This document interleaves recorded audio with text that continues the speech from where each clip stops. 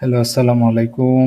এই পর্যায়ে আমরা দেখব কিভাবে এমনভাবে ফিল্টার করব যাতে ডেট কলামে অনলি ২০২৫ সালের ডেটা আমরা দেখতে চাই। আমি একটা ইনভয়েস রিপোর্টে ২০২৫ সালের ইনভয়েসগুলো আলাদা করতে চাই।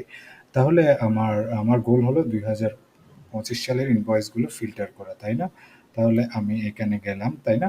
আমি এখানে ফিল্টার করলাম, ঠিক আছে?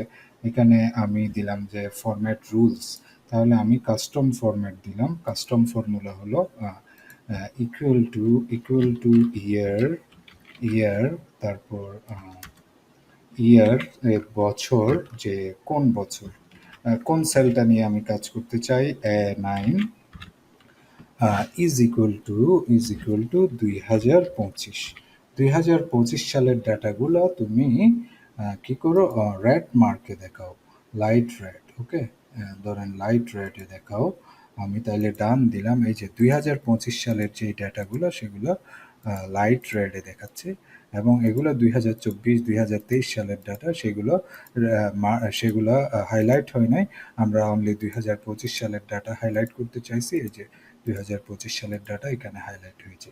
আশা করছি বুঝতে পেরেছেন কিভাবে আমরা আহ, যে ডেট কলামে শুধুমাত্র ২০২৫ সালের ডাটা ব্যবহার করব, ইয়ার ফাংশন ব্যবহার করে।